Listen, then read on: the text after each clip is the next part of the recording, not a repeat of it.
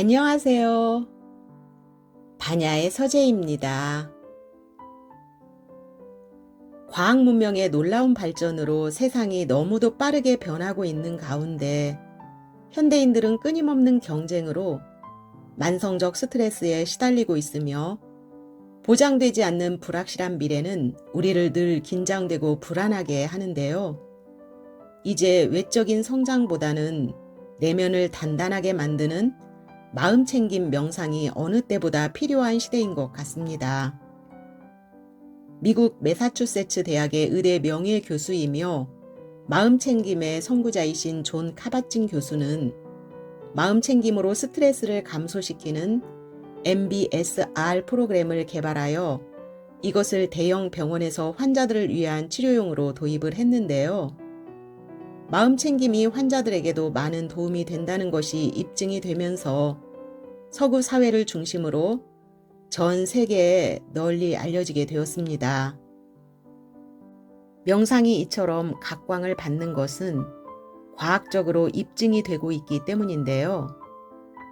위스콘신 대학의 리처드 네이비슨 교수는 fMRI 등 첨단 기술 덕분에 명상을 하면 뇌에서 어떤 변화가 있는지를 알 수 있게 되었다고 하셨습니다.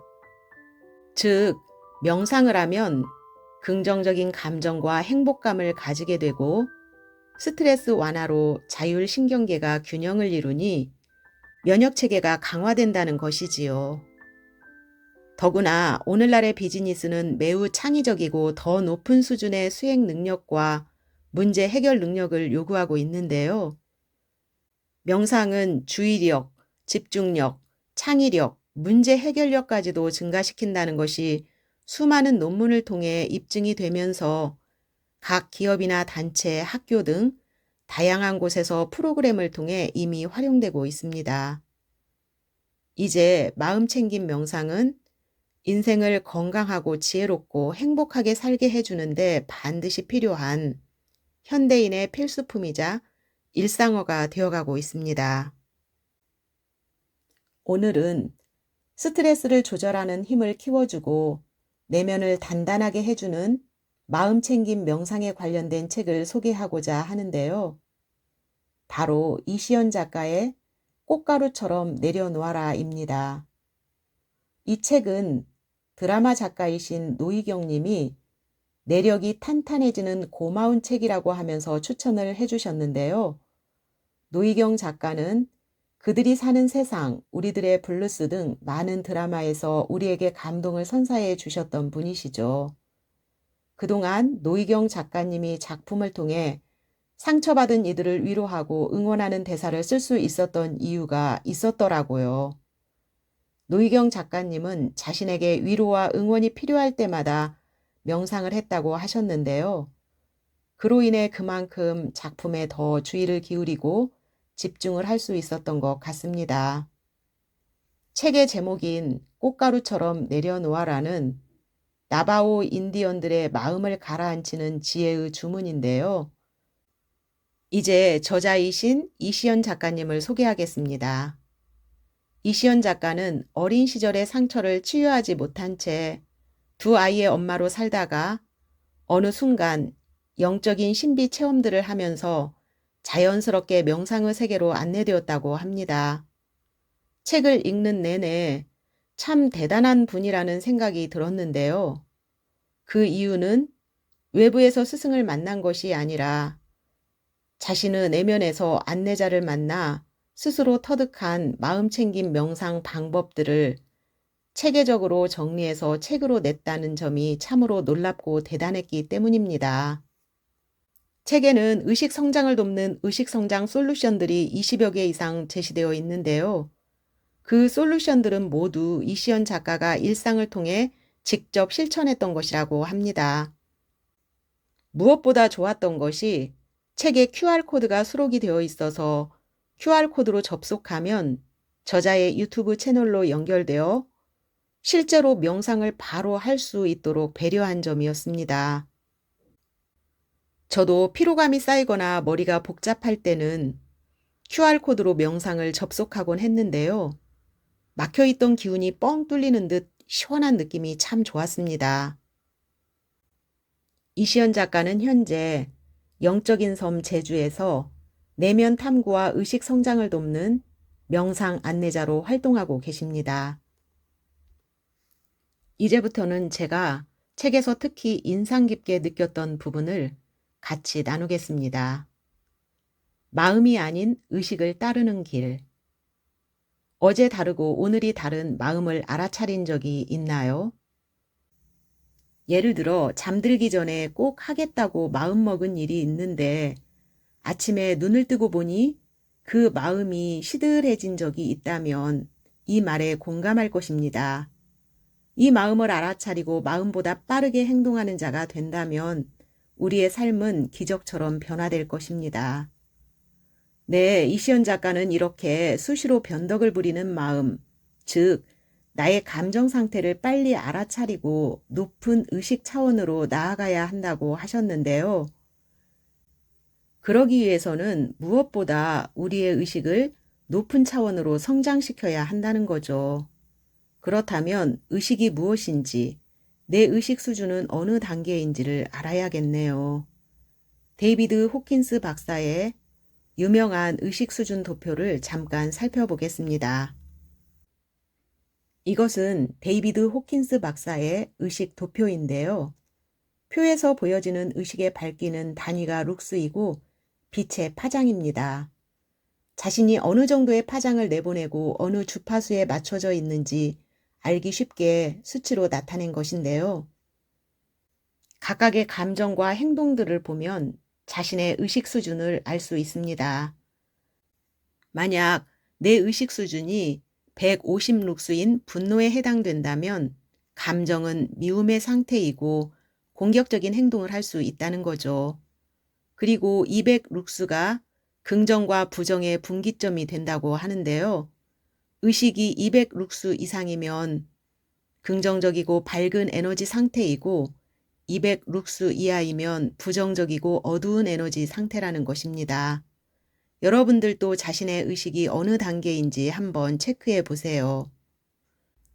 의식을 높은 의식으로 끌어올리고 성장시켜야 하는 이유는 200룩스 이상의 밝고 환한 파장으로의 에너지 상태가 되면 내면에 힘이 생겨서 몸과 마음이 더 건강해짐은 물론 내가 원하는 지혜롭고 행복한 삶을 살 수 있기 때문입니다. 의식을 성장시킬 수 있는 방법으로 우리가 일상에서 쉽게 할 수 있는 것이 바로 자신의 감정을 알아차리고 감정을 정화시키는 것인데요. 저자는 감정을 정화시키는 방법으로 에너지 샤워 명상을 제시해 주셨는데요. 에너지 샤워는 부정적인 관념과 생각들로 막혀 있는 에너지 통로를 깨끗하게 비워주는 잠재의식의 정화 과정이라고 할 수 있습니다. 따라서 에너지 샤워 명상은 명상을 통해 감정과 에너지를 샤워하는 것으로 부정적이고 어두운 감정을 씻겨내는 것입니다. 그리고 땀을 흘리면서 하는 운동 또한 내 안에 쌓인 감정을 비워낼 수 있는 정화의 효과가 있다고 하니 될 수 있는 한 몸을 많이 움직여야겠습니다. 책을 보면서 제가 특히 인상 깊었던 부분이 감정들의 이름을 붙여주고 이름을 붙여준 그 감정들을 하나의 인격체로 대해주어야 한다는 대목이었는데요. 마음은 감정이라는 옷을 입고 우리에게 말을 걸어옵니다. 마음을 알아차리는 최고의 훈련 장소는 일상의 모든 순간이며 최고의 훈련 도구는 감정입니다. 그렇게 우리는 스스로 감정을 조절할 수 있는 의식 상태를 훈련해야 합니다. 감정을 조절하는 간단한 훈련 방법을 소개해 보겠습니다. 일상에서 느끼는 감정들의 이름을 붙여준다. 네, 예를 들면 부정적 감정으로는 이런 것들이 있습니다. 화난둥이, 분노둥이, 열받아 버림이, 시끄럼쟁이, 창피스러미, 억울함이, 서글픔이 등이고요. 긍정적 감정으로는 여유로움이, 간절함이, 소망둥이, 행복이, 긍정둥이, 기쁨이, 가슴 벅참이, 용기 불끈이 등입니다. 이름을 붙인 감정에게 글로 표현하거나 혼잣말을 하여 인격으로 대해준다. 올라온 감정을 인정하고 포옹해준다. 내가 채우고 싶은 감정들을 선택하여 깊은 호흡과 함께 잠재의식의 씨앗을 심는다. 예를 들어 보겠습니다.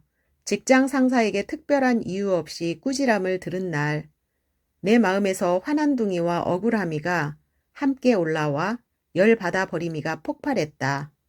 네, 이렇게 감정을 인격적으로 대해주니까 웃음도 나오고 미소가 지어지면서 이내 감정이 진정되고 마음의 여유가 생기지 않으시나요? 작가와 에너지를 연결하는 책 명상.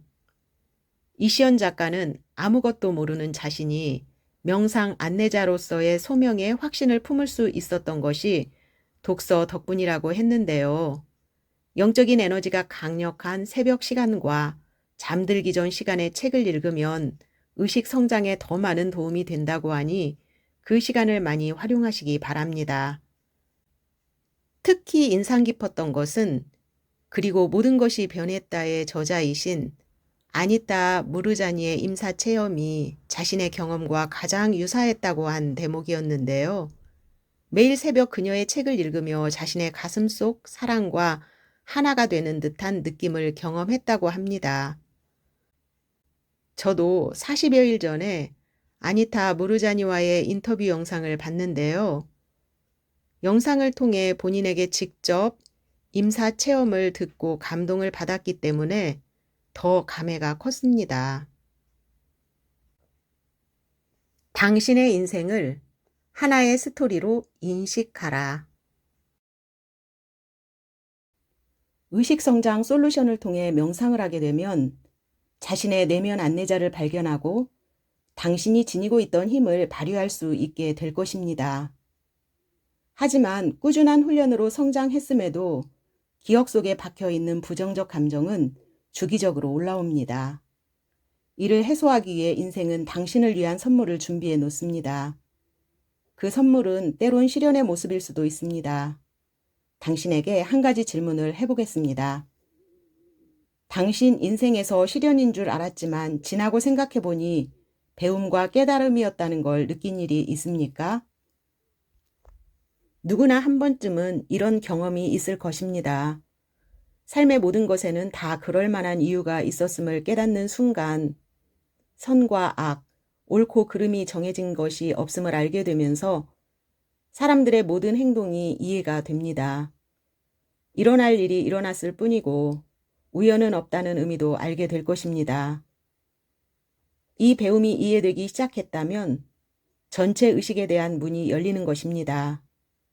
무의식 중에 여전히 부정적 감정이 올라오더라도 시련을 가장해 내게 온 배움이라는 선물을 통해 감정에서 쉽게 벗어날 수 있게 됩니다.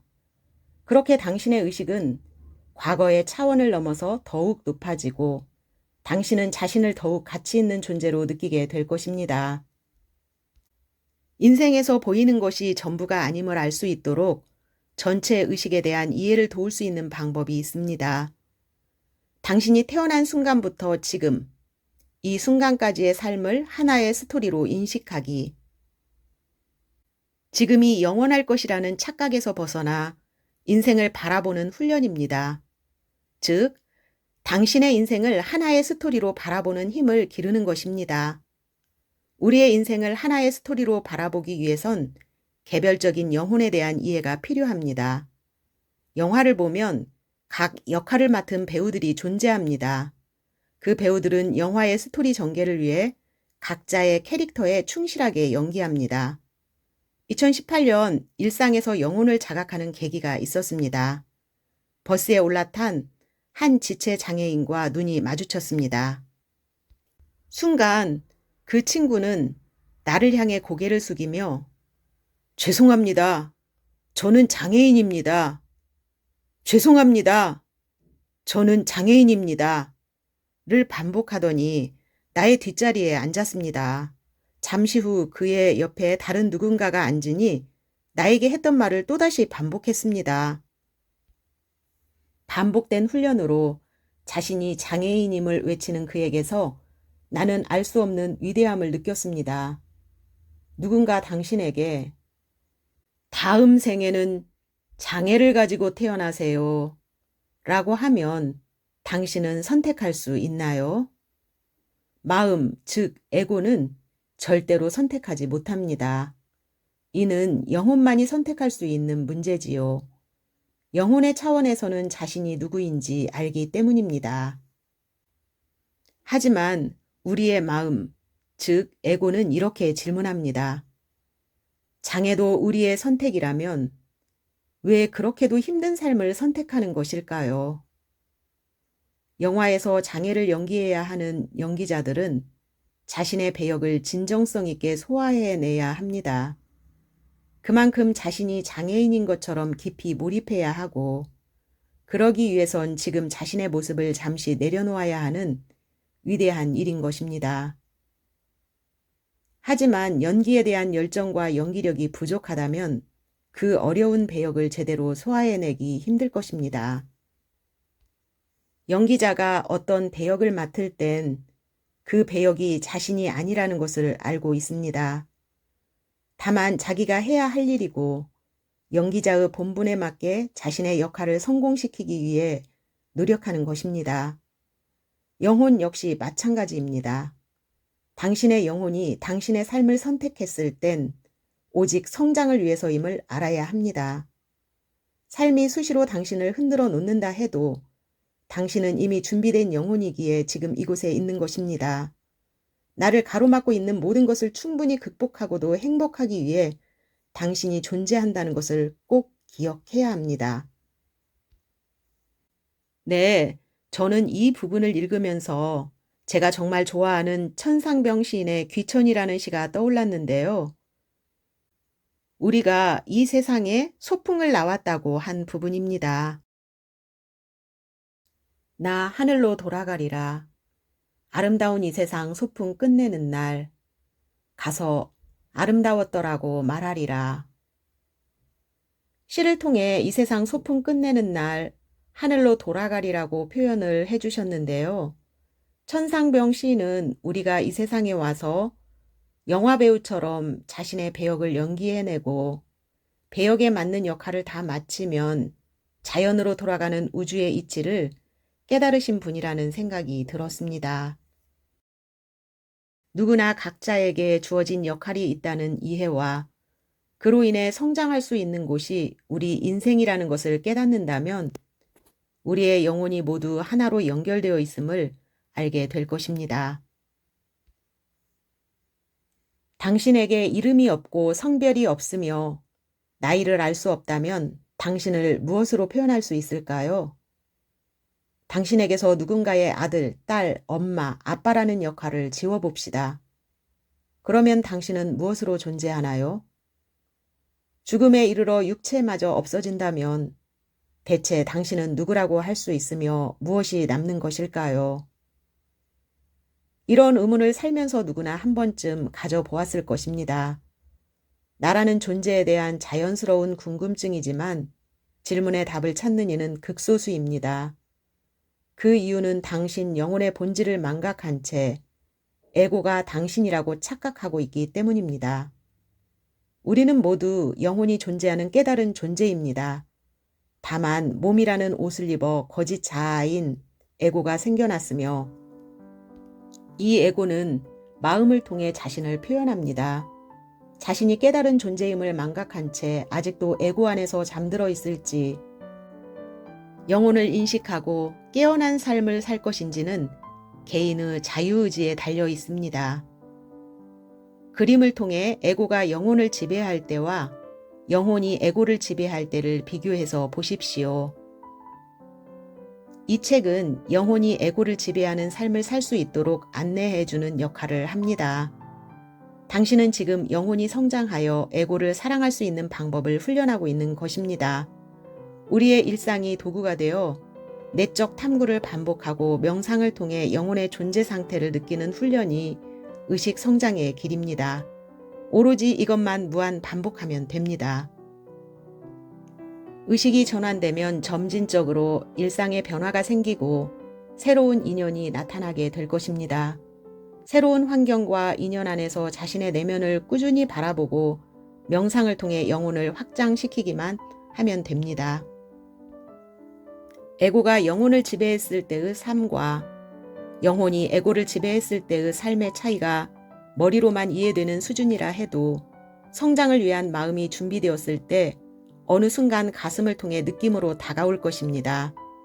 에고가 영혼을 지배할 때는 용기 대신 두려움에 걸리고 도전 대신 안전한 울타리에 안주하게 됩니다. 안전한 울타리가 조금이라도 위협받는다고 느끼면 두려움 속에서 괴로워하게 됩니다. 하지만 영혼은 끊임없이 에고를 놓아버리는 과정을 반복하며 성장합니다. 에고를 놓아버리면 어떠한 어려운 일도 자신의 성장으로 받아들이며 인생을 여유롭게 즐길 수 있게 됩니다. 자신의 에고 또한 사랑으로 감싸 안을 줄 알게 됩니다.